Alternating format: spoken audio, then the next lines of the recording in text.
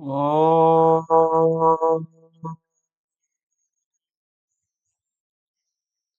श्रीगुरुभ्यो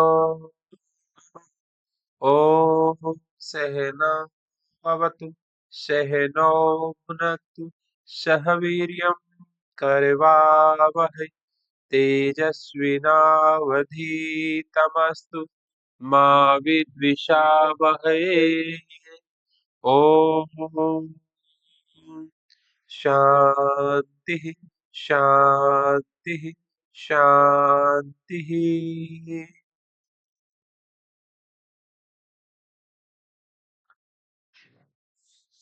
केन उपनिषद का स्वाध्याय करेंगे। केन उपनिषद, जैसे कि नाम से स्पष्ट है, इसमें केन शब्द का विवेचन हुआ है, इसलिए इस उपनिषद का नाम केनोपनिषद पड़ा है। केनोपनिषद जब शुरू होता है, पहले ही खंड के पहले ही मंत्र में शब्द आता है केनेसितम। केनेसितम, केन शब्द यहाँ पर आता है, इसलिए इस उपनिषद का नाम केनोपनिषद पड़ गया। जैसे ईशावास्य उपनिषद में पहले ही मंत्र में आता है ईशावास्यम इदम सर्वम, तो उपनिषद का नाम पड़ गया ईशावास्य उपनिषद। ऐसे ही केनिषितम से केन उपनिषद नाम पड़ गया। यह उपनिषद सामवेद के तलोकार ब्राह्मण के 9वें अध्याय के अंतर्गत ही आता है। पहले जो 8 अध्याय है उसमें अंतःकरण की शुद्धि के लिए अनेकों कर्म और उपासनाओं का वर्णन किया गया है, और 9वें अध्याय में ज्ञान की चर्चा है, क्योंकि उपनिषद हमें ज्ञान के बारे में बताते हैं। केनोपनिषद को तलवकार उपनिषद भी कहा जाता है, जैमिनी उपनिषद भी कहा जाता है, और ब्राह्मणोपनिषद भी इसको कहते हैं। कुल 4 खंड है इसमें। एग्जामिनर कई बार पूछ लेता है, अध्याय का भी पूछ लेता है कि तलवकार ब्राह्मण के कौन से अध्याय से केनोपनिषद संबंधित है। तो ये जो है इंपॉर्टेंट पॉइंट्स को विद्यार्थियों को नोट करके रखना चाहिए। अब केनोपनिषद का प्रथम खंड हम आरंभ करेंगे। इस प्रथम खंड में पहले श्लोक में बताया इंद्रिय आदि का प्रेरक कौन है। इस विषय में एक शिष्य ने प्रश्न पूछा अपने गुरु से कि मन का प्रेरक कौन है, वाणी का प्रेरक कौन है, नेत्रों का, आंखों का प्रेरक कौन है। प्रेरक का तात्पर्य जिनसे ये काम करते हैं। जैसे हमें कोई मोटिवेट करती है, कोई बात, कोई व्यक्ति, कोई विचार, तो हम उसके अनुसार काम करते हैं। आंखों को मोटिवेट कौन करता है, कानों को कौन करता है, प्राणों को कौन करता है, मन किससे प्रेरणा पाता है या प्रेरित होता है और क्रियाशील होता है। तो उत्तर में गुरु के द्वारा इंद्रियां आदि को सत्ता स्फूर्ति देने वाले, है ना, सत्ता और स्फूर्ति देने वाले कौन है? सर्व प्रेरक ब्रह्म, पर ब्रह्म परमात्मा। फिर उसी की चर्चा की गई यहाँ पर, और संकेत से उस परब्रह्म परमात्मा की अनिर्वचित अनिर्वचनीयता का भी प्रतिपादन किया गया, कि उसके बारे में कुछ भी कहा नहीं जा सकता, वो भी बताया गया। तो सबसे पहले शांति पाठ केनोपनिषद का। ओम आप्यायन्तु ममांगानि वाक् प्राण चक्षुः श्रोत्रम अथो बलम इंद्रियाणि च सर्वाणि। तो ये जो शांति पाठ है, इसकी पहली जो पंक्ति है ये विद्यार्थियों को पता होनी चाहिए। कई बार मिलान के रूप में क्वेश्चन बन जाता है कि शांति पाठ का मिलान करिए। तो इसमें बताया गया है कि हे परब्रह्म परमात्मन, मेरे सारे अंग, वाणी, प्राण, नेत्र, कान, सारी इंद्रियां तथा शक्ति परिपुष्ट हो। सर्वरूप उपनिषद प्रतिपादित ब्रह्म है, यह जो भी सर्वरूप उपनिषद प्रतिपादित ब्रह्म है, मैं इस ब्रह्म को अस्वीकार ना करूं। यानी कि उपनिषद में जो ब्रह्म बताया गया, ब्रह्म की जो वर्णन किया गया, मैं इस ब्रह्म को अस्वीकार ना करूं, ब्रह्म मुझको परित्याग ना करे, उसके साथ मेरा अटूट संबंध हो, मेरा उसके साथ अटूट अटूट संबंध हो। उपनिषदों में प्रतिपादित जो धर्म समूह है, वे सब उस परमात्मा में लगे हुए मुझ में हो, वे सब मुझ में हो। हे परमात्मन, त्रिविध तापों की निवृत्ति हो। ओम शांति शांति शांति। तो इस प्रकार से यहाँ पर शांति पाठ। अब पहला खंड शुरू होता है कि कुछ विद्यार्थी, कुछ शिष्य है, गुरु के पास जाते हैं और प्रश्न पूछते हैं। क्या प्रश्न पूछते हैं? के नेशितम ओम, के नेशितम पतति प्रेषितम मनः, केन प्राणः प्रथमः प्रयतियुक्तः, के नेशितां वाचमिमां वदन्ति, के नेशितां वाचमिमां वदन्ति, चक्षुश्रोत्रम काउ देवो युनक्ति। तो इसमें 4 चरण है, सीक्वेंस बनती है, इंपॉर्टेंट मंत्र है। सबसे पहले पूछा के नेशितम पतति प्रेषितम मनः, कि ये जो मन है, ये जो मन है, पतति का मतलब होता है गिरता है ना, गिरना। किसे सत्ता स्फूर्ति पा करके, प्रेरित होकर के ये मन अपने विषयों में पहुंचता है या गिरता है ना, विषयों में गिरना, पतति प्रेषितम मनः। ये मन सत्ता स्फूर्ति किससे पाता है? प्रेषितम यानी कि प्रेरित होता है। किससे प्रेरित होता है? कि ये मन अपने विषयों में पहुंच जाता है, विषयों में गिर जाता है। पहले मन के बारे में पूछा, फिर आगे पूछा केन प्राणः प्रथमा प्रयतियुक्त, किसके द्वारा नियुक्त होकर के यह श्रेष्ठ प्राण चलता है। तो मन की बात आई गिरने की, पत्ती, ठीक है, पत्ती यानी गिरना। प्रेषितम किससे प्रेरित होकर के ये मन जो है विषयों में गिरता है। फिर आगे पूछा केन प्राणः प्रथमा प्रयतियुक्तः, किसके द्वारा युक्तः ये नियुक्त होकर के ये श्रेष्ठ प्राण जो है ये चलता है। ये प्रथम बोला प्राण को, इसलिए यहां पर शब्द प्रयोग किया श्रेष्ठ, क्योंकि केन प्राण प्रथम, यानी कि ये प्रथम प्राण यानी कि श्रेष्ठ प्राण, सबसे जो श्रेष्ठ है वो प्राण किसके द्वारा नियुक्त किया जाता है, युक्त और चलता है। किसके द्वारा नियुक्त होकर के श्रेष्ठ प्राण चलता है।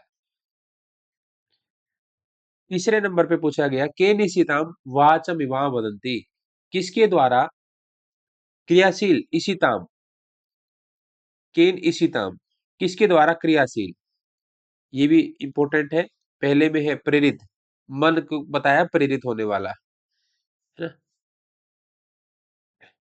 प्राण है नियुक्त और वाणी है क्रियाशील, इशिताम के निशिताम वाच विवाह बदंती ही, किसके द्वारा क्रियाशील की हुई वाणी को लोग बोलते हैं, कि वाणी किसके द्वारा क्रियाशील होती है।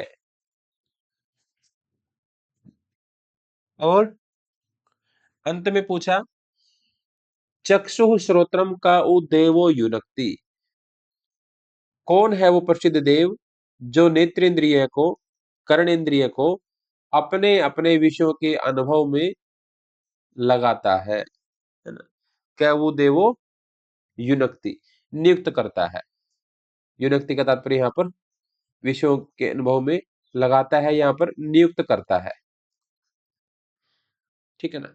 यहाँ पर भी नियुक्त शब्द आया, युनक्ति यहाँ पर युक्त है, यहाँ पर युनक्ति। तो इस प्रकार से ये शिष्य जो है अपने गुरु से प्रश्न पूछते हैं कि किसके द्वारा प्रेरित होकर के मन अपने विषयों में गिरता है, किसके द्वारा नियुक्त होकर के श्रेष्ठ प्राण चलता है, किसके द्वारा क्रियाशील हुई वाणी को लोग बोलते हैं, और कौन है वो प्रसिद्ध देव जिसके द्वारा नेत्र और कर्ण अपने अपने विषयों में नियुक्त होते हैं। तो ये सीक्वेंस बन गई। यहाँ पर पहले मन के बारे में पूछा है, फिर प्राण, फिर वाणी, फिर नेत्र और फिर कर्ण यानी कान। तो ये सीक्वेंस जो है एग्जाम में पूछी जा सकती है। अब जो है गुरु उत्तर देते हैं, अब उत्तर की सीक्वेंस अलग बनेगी, प्रश्न की सीक्वेंस अलग बनेगी। ये प्रश्न की सीक्वेंस है, प्रश्न के अनुसार ये सीक्वेंस है। अब उत्तर कैसे देते हैं गुरु, अब वो देखते हैं कि श्रोत्र से श्रोत्रम, मनसो मनो, यद वाचो है वाचम, शव प्राण से प्राण, और चक्षु चक्षु, है ना, कि वो श्रोतेंद्रिय का भी श्रोत्र है। कौन? परमात्मा। वो मन का भी मन है, जो वाक इंद्रिय का भी वाक है, प्राण का भी प्राण है, और चक्षु इंद्रिय का भी चक्षु है। कौन है वो? वही इन सब का प्रेरक परमात्मा है। इन सब को प्रेरित करने वाला वो परमात्मा ही है। तो यहाँ पर सीक्वेंस आगे पीछे हुई। गुरु ने क्या उत्तर दिया, किस सीक्वेंस से दिया? पहले कान बताया, कानों का भी जो कान है, फिर मन, फिर वाणी, फिर प्राण, और फिर चक्षु। ये सीक्वेंस बताई, और पहले ये सीक्वेंस थी।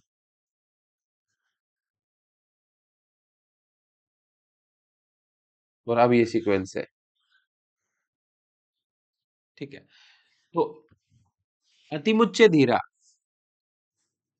प्रत्यस्मात् लोकात् अमृता भवन्ति, कि ज्ञानी जन उस परमात्मा को जान करके, जो परमात्मा कानों का भी कान है, यानी कि श्रोतेंद्र का भी श्रोत्र वो है, मन का मन वो है, वाक इंद्रिय की वाक वो है, प्राण का प्राण वो है, चक्षु का चक्षु वो है। तो उस परमात्मा को ज्ञानी जन जान करके जीवन मुक्त होकर के इस लोक से जाने के बाद, जब वो इस लोक से जाते हैं, यानी कि इस पृथ्वी लोक से, मृत्यु लोक से जब वो जाते हैं, तो उसके बाद वो अमर हो जाते हैं, फिर उनको वापस नहीं आना। एक बार गए तो गए, फिर दोबारा से उनका जन्म नहीं होता, मृत्यु नहीं होती, यानी कि वो क्या हो जाते हैं? अमर हो जाते हैं, अमृता भवंती। ठीक है। तो इस प्रकार से ये यहाँ पर बताया गया। अब आगे है,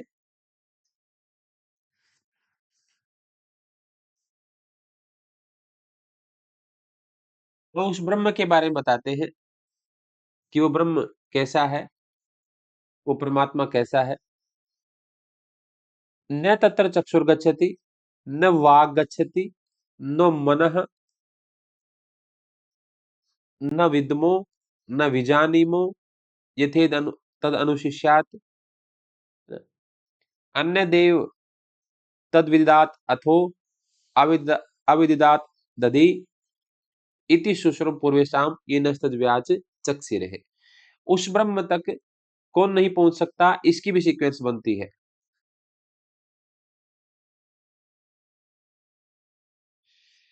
उस ब्रह्म तक न तो चक्षु इंद्रिय पहुंच सकती, ना तो आंखें पहुंच सकती वहां पर। पहले नंबर पे आंख। फिर दूसरे पर बताई वाणी, वहां पर वाणी भी नहीं पहुंच सकती, वाक इंद्रिय भी नहीं पहुंच सकती। फिर ना ही मन पहुंच सकता, यानी कि ना ही मन से वो मनन किया जा सकता है ना। और न विद्मो, यानी कि वो ब्रह्म ऐसा है, अगर कोई बता दे कि ऐसा ऐसा है, तो ऐसा हम बुद्धि से भी नहीं जान सकते उसको। हम अपनी बुद्धि से भी उस ब्रह्म को नहीं जान सकते। न विजानीमो यथेत अनुशिष्यात, न ही दूसरों से सुन करके जान सकते, कोई हमें बताए उस ब्रह्म के बारे में। क्यों? अन्य देव, वो अन्य है, वो देव के शब्द प्रयोग किया गया परमात्मा के लिए, यहाँ पर परमात्मा के लिए देव शब्द प्रयोग किया, तो देवता नहीं है यहाँ पर, देव का मतलब परमात्मा है ना। बाकी देवताओं से अलग दिखाने के लिए कि भाई बाकी देवताओं के लिए भी देव शब्द प्रयोग होता है, परमात्मा के लिए देव शब्द होता है, तो इस परमात्मा को परम देव कह देते हैं, है ना। जैसे आत्मा, ये तो आत्मा ही है वो, और आत्माएं तो बाकी सब भी है, तो फिर इन सामान्य आत्माओं से अलग दिखाने के लिए उसको क्या कह देते हैं? परमात्मा। ऐसे ही देव तो सभी हो गए, जो भी देने वाला है वो देवता, देव। तो उन सामान्य देवों से उसको भिन्न बताने के लिए परम शब्द ले आए, कि यानी कि उससे ऊपर कुछ नहीं, परम देव। तो यहाँ पर बताया गया कि न ही दूसरों से सुन करके जानते, और अन्य देव तद विदिदात अथो, क्योंकि वह जाने हुए पदार्थों से भी भिन्न है। जितने हमने पदार्थ जाने हैं संसार में आकर के, वो उनसे भी अलग है, और जितने हमने नहीं जाने हैं वो उससे भी ऊपर है ना। अधि, यानी कि उससे भी वो ऊपर है। कहीं किसी के मन में डाउट रह गया हो कि भाई संसार के जितने पदार्थ जाने वो तो परमात्मा नहीं है, जो पदार्थ नहीं जाने शायद परमात्मा वहां पर था, वो था परमात्मा। तो पहले ही बता दिया कि वो भी नहीं है, जितने जान लिए वो भी नहीं है, उससे भी अलग है, और जितने जानने के लिए रह गए पदार्थ, उनको भी जान लोगे तो भी कुछ नहीं बात बनेगी, वो उससे भी अलग है। तो जाने हुए और ना जाने हुए वो सबसे ऊपर है परमात्मा। ऐसा कौन कहता है? ऐसा हमने सुना है। गुरु कहता है अपने शिष्यों से कि भाई शिष्य, ये हमने सुना है। किससे? अपने पूर्व के आचार्यों के मुख से हमेशा सुनते आए हैं। जिन्होंने जिन्होंने अनुभव किया तो वो अगले अगले जनरेशन को बताते चले जाते हैं कि भाई परमात्मा ऐसा है, ऐसा है। तो हमने अपने पूर्व के आचार्यों से, पहले के जो आचार्य हुए हैं, उनसे हम सुनते आए हैं, जिन्होंने हमें उस ब्रह्म का तत्व भली भांति समझाया था। जिन्होंने हमें ब्रह्म के बारे में समझाया था, उन्होंने यही बताया था कि भाई वो न तत्र चक्षुर्गच्छति न वाक् गच्छति न मनो न विद्मो न विजानीमो यथे तदनुशिष्यात् अन्यदेव तद्विदात् अथो अविद्यात् दधि इति शुश्रुम पूर्वेशाम यन तद्विच चक्षिरे। तो यहाँ पर भी सीक्वेंस बनती है। पहले पर बताया चक्षु, आंख, फिर बताया वाक, फिर हो गया आपका मन, फिर हो गया बुद्धि, है ना, फिर हो गया श्रवण, यानी कि दूसरे सुन करके भी नहीं जानते, है ना। तो इस प्रकार से ये सीक्वेंस बनती है यहाँ पर। अब इसी प्रश्न को, यानी कि इसी कथन को अब अलग अलग ढंग से बताएंगे अगले 5 मंत्रों में, है ना। एक बार पूरी बात बता दी, अब अलग अलग मंत्रों में इसको थोड़ा सा व्यापक रूप से बताएंगे डिटेल से। यद वाच अभ्युदितम येन वाग अभ्युदिते तदेव ब्रह्म तुम विद्धि नेदम व्यदिदम उपासते। कि जो वाणी के द्वारा बतलाया नहीं जा सकता, वो परमात्मा ऐसा है कि उसको वाणी के द्वारा बतलाया नहीं जा सकता, लेकिन जिससे वाणी बोली जाती है, जिसकी सहायता से वाणी बोलने में समर्थ होती है, उसी को तू ब्रह्म जान। वो अपने शिष्यों को गुरु बता रहा है कि भाई वाणी के द्वारा तो उसको बताया नहीं जा सकता, लेकिन ये सोच जो ये वाणी बोल रही है ना, ये उसी की ताकत से बोल रही है। वो है तो ये बोल रही है, नहीं तो ये बोलने में समर्थ नहीं होती। और जिस तत्व की वाणी के द्वारा लोग उपासना करते हैं, यानी कि वाणी के द्वारा जिसके बारे में लोग कह देते हैं कि वो परमात्मा ऐसा है, वाणी के द्वारा जो बोलने में आ गया वो ब्रह्म नहीं है। वाणी के द्वारा बोलने में जो आ गया वो ब्रह्म नहीं है। और कुछ लोग वाणी के द्वारा जिसको बोला गया तो उसी की उपासना करते रहते हैं, तो वो ब्रह्म नहीं है। फिर आगे बताया येन मनसा न मनुते ये ना और मनोमतम तदेव ब्रह्म तो विद्धि नेदम यदिदम उपासते। जिसको मन से समझा नहीं जा सकता, बल्कि जिससे मन जानने में समर्थ होता है। मन से उसको समझा ही नहीं जा सकता, जाना ही नहीं जा सकता, बल्कि मन में भी जितनी भी चीजें हम जानते हैं ना, वो ब्रह्म के कारण ही जानते हैं, परमात्मा के कारण से जानते हैं, अगर हमारे मन में कोई विचार या कोई ज्ञान आता है तो। लेकिन मन से उस परमात्मा को नहीं जान सकते। परमात्मा के द्वारा मन जानने में समर्थ होता है, ये बात सही है, लेकिन मन के द्वारा उस परमात्मा को नहीं जान सकता है। तो उसे ही तू ब्रह्म जान, जिसके द्वारा मन भी जानने में समर्थ होता है। और जिस तत्व की मन बुद्धि के द्वारा लोग उपासना करते हैं, अपने मन में कल्पना कर लेते हैं कि मन भगवान ऐसा है, या बुद्धि में विचार कर लेते हैं ऐसा, और उसी की उपासना करने लग जाते हैं। जो मन और बुद्धि में आ गया वो परमात्मा नहीं है, यहाँ पर ये स्पष्ट किया गया। तो पहले आ गया वाणी, यहाँ भी सीक्वेंस बनती है। कौन कौन परमात्मा नहीं है? पहले वाणी हो गई, फिर आ गया यहाँ पर मन, ये सीक्वेंस है। अब आगे ये चक्षुषा न पश्यति ये न चक्षुंसी पश्यति देव ब्रह्म तुम विद्धि नेदम यदिदम उपासते। अंतिम जो पंक्ति है वो सब में सेम है। जिसको चक्षु से नहीं देखा जा सकता, आंखों से देखा नहीं जा सकता, लेकिन जिससे चक्षु अपने विषयों को देखता है, यानी कि वो आंखें, आंखों के द्वारा उसको देखा नहीं जा सकता। आंखों में जो देखने की ताकत आती है, आंखें जो अपने विषयों को देखती है, वो उसी के कारण से देखती है, परमात्मा के कारण से देखती है, लेकिन आंखें उस परमात्मा को नहीं देख सकती। आंखों का देखने का कारण परमात्मा है, लेकिन आंखें परमात्मा को नहीं देख सकती। उ, उसी को तू ब्रह्म जान, जो देखा नहीं जा सकता। और जो दिखाई देता है, जिस दृश्य वर्ग की चक्षुओं के द्वारा, आंखों के द्वारा लोग उपासना करते हैं, वो ब्रह्म नहीं है। जो देखा जा रहा है, जो देखा जा रहा है या दिखाई देता है, और जिसकी लोग उपासना करते हैं वो ब्रह्म नहीं है। तो तीसरे नंबर पे कहा चक्षु, पहले पे कह दिया वाणी और फिर मन, वाणी मन चक्षु। अब आगे, ये श्रोत्रेण न शृणोति येन श्रोत्रमिदं श्रुतम तदेव ब्रह्म त्वं विद्धि नेदम यदिदम उपासते। जिसको श्रोत्र से नहीं सुना जा सकता बल्कि जिससे यह श्रोत्र सुनने में समर्थ होते हैं, उसी को तू ब्रह्म जान। कानों के द्वारा उसको सुना नहीं जा सकता, बल्कि कानों में जो सुनने की क्षमता है वो उसी परमात्मा से आती है। उसी को तू ब्रह्म जान। जिस तत्व की श्रोत्र इंद्रिय के द्वारा लोग उपासना करते हैं वह ब्रह्म नहीं है। श्रोत्र आगे है, यत् प्राणेन न प्राणिति येन प्राणः प्रणीयते तदेव ब्रह्म त्वं विद्धि नेदम यदिदम उपासते। कि ये जो प्राण से चेष्टा युक्त नहीं होता, यानी कि प्राण के द्वारा उसमें कोई परिवर्तन नहीं होता, उसमें कोई इच्छा नहीं आती, बल्कि प्राण जिसके द्वारा चेष्टा युक्त होता है वो है परमात्मा। प्राणों में प्रेरणा, प्राणिति, प्राणों में प्राण कह लीजिए, प्राणों में प्राण जिससे नहीं आता, जिससे प्राणों में प्राण आता है या प्राण जिससे चेष्टा युक्त होता है वो परमात्मा है। प्राणों से वो चेष्टा युक्त नहीं होता, उसी को तो ब्रह्म जान। जिस तत्व समुदाय की प्राणों की शक्ति से चेष्टा युक्त दिखाई देने वाले लोग उपासना करते हैं वह ब्रह्म नहीं है। तो यहाँ ब्रह्म का स्वरूप पहले खंड में बताया गया और जिसमें जो है संकेत किया गया एक तरीके से कि वो ब्रह्म नहीं है, है ना। इशारे से बताया, संकेतों से बताया कि वो नहीं है ना, वो नहीं है, वो नहीं है, ऐसा करके बताया गया। तो इस प्रकार से ये प्रथम खंड हमारा पूरा होता है।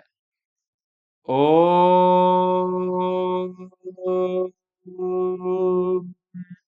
श्री गुरुभ्यो नमः। ओम